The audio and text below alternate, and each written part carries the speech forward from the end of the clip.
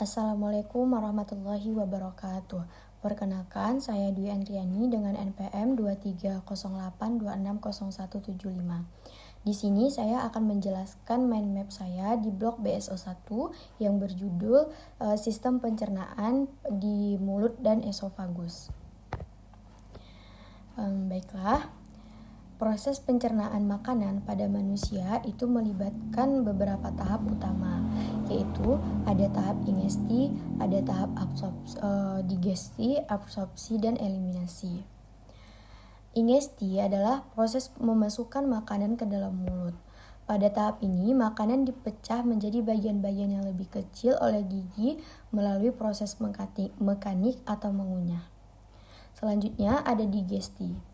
Digesti adalah proses pemecahan makanan menjadi molekul-molekul yang lebih kecil sehingga dapat diserap oleh tubuh. Proses ini melibatkan dua jenis pencernaan, yaitu pencernaan mekanik dan kimiawi.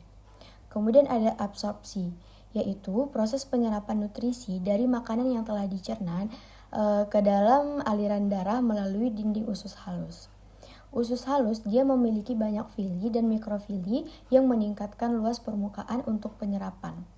Kemudian selanjutnya ada eliminasi, yaitu pembuangan sisa-sisa makanan yang tidak dapat dicerna dan diserap oleh tubuh. Proses ini dia melibatkan pengangkutan sisa-sisa makanan dari usus besar ke rektum dan kemudian dikeluarkan dari tubuh melalui anus dalam bentuk feses.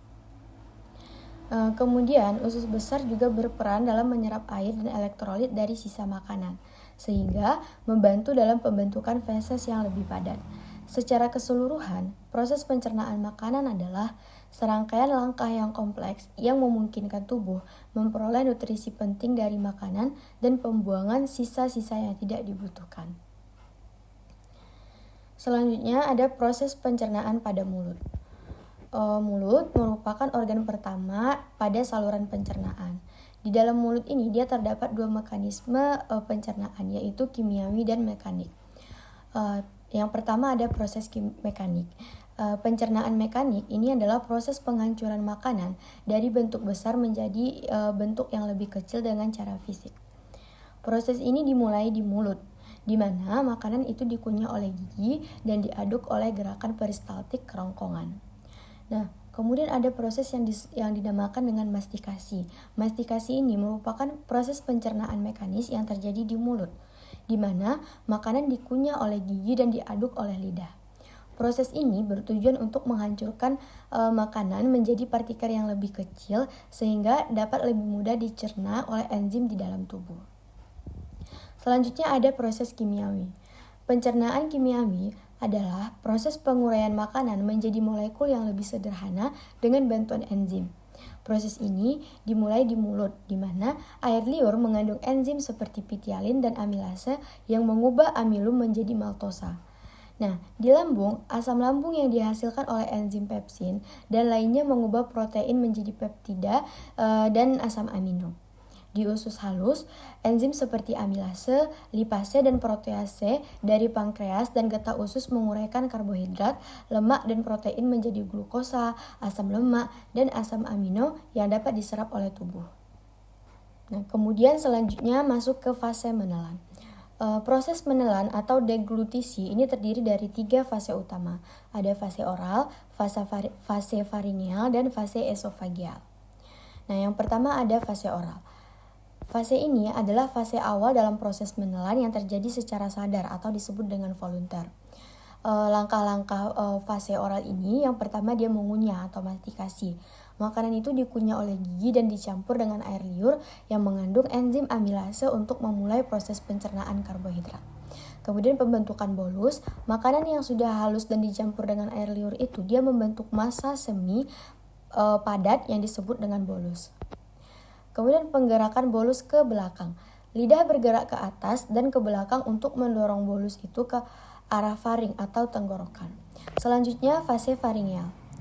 Fase ini merupakan fase menelan yang tidak sadar atau involuntar dan terjadi dengan sangat cepat.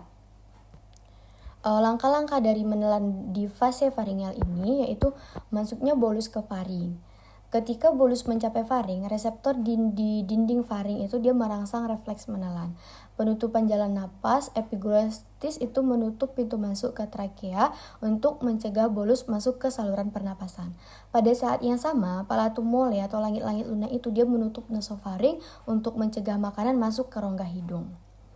Selanjutnya ada fase esofageal. Fase ini juga dia terjadi secara tidak sadar dan melibatkan pergerakan bolus melalui esofagus ke lambung. Nah, selanjutnya faring. Faring merupakan saluran berbentuk tabung yang berfungsi sebagai jalan makanan dan udara. Terletak di belakang mulut dan hidung, faring ini dia menghubungkan rongga mulut dengan esofagus dan rongga hidung dengan lari. Faring memainkan peran penting dalam sistem pencernaan dan pernapasan. Ada beberapa fungsi faring dalam sistem pencernaan. Itu yang pertama, jalan untuk bolus makanan. Nah, setelah makanan tadi dikunyah dan dibentuk menjadi bolus di mulut, bolus didorong ke belakang oleh lidah menuju faring. Kemudian penggerakan bolus ke esofagus. Faring ini berfungsi sebagai saluran sementara di mana bolus makanan diarahkan dari mulut ke esofagus melalui proses menelan, yaitu dengan fase yang tadi, yaitu ada fase oral, fase faringeal, dan fase esofageal. Baiklah, selanjutnya itu ada esofagus. Esofagus adalah saluran berbentuk tabung yang menghubungkan faring dengan lambung. Panjangnya sekitar 25-30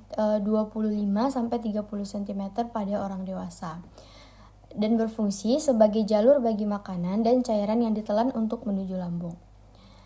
Terdapat beberapa fungsi esofagus dalam sistem pencernaan. Yang pertama ada transportasi bolus makanan. Esofagus berfungsi untuk mengangkut bolus makanan yang telah dikunyah dan ditelan dari faring ke lambung. Proses ini berlangsung melalui gerakan peristaltik, yaitu kontraksi otot berirama yang mendorong makanan ke bawah. Peristaltik adalah gelombang kontraksi otot halus yang terjadi sepanjang esofagus. Gelombang ini mendorong bolus makanan dari faring ke lambung. Peristaltik terjadi secara otomatis dan tidak disadari. Relaksasi sfinkter kemudian ada relaksasi sfinkter esofagus bawah. Sfinkter esofagus bawah adalah cincin otot di ujung esofagus yang menghubungkan esofagus dengan lambung. Sfinkter ini biasanya tertutup untuk mencegah asam lambung dan isi lambung naik kembali ke esofagus. Ketika bolus makanan mencapai LES, sfinkter ini rileks untuk memungkinkan makanan masuk ke lambung. Kemudian menutup kembali untuk mencegah refleks. Baiklah, selanjutnya pencernaan pada lambung. Proses pencernaan di lambung melibatkan beberapa tahap yang penting untuk memecah makanan menjadi nutrisi yang dapat diserap oleh tubuh. Yang pertama itu masuknya makanan ke lambung. Makanan yang sudah dikunyah dan dicampur dengan saliva mulut masuk ke lambung melalui esofagus. Kemudian yang kedua, produksi asam lambung dan enzim. Sel-sel di dinding lambung itu menghasilkan HCl dan enzim pepsinogen. Asam lambung membantu memecah makanan dan membunuh bakteri.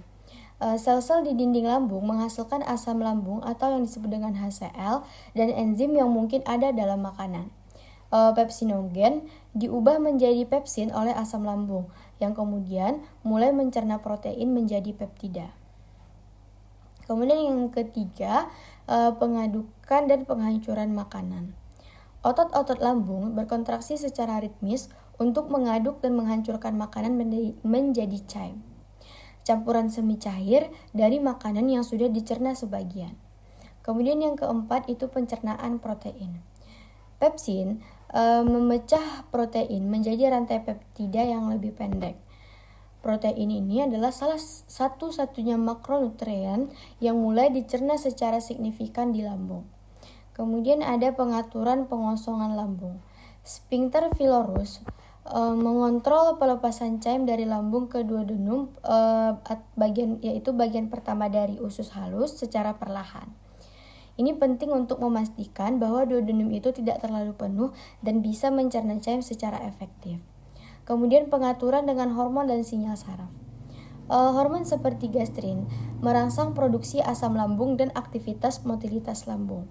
Sinyal saraf dari sistem saraf enterik juga membantu mengatur proses pencernaan di lambung.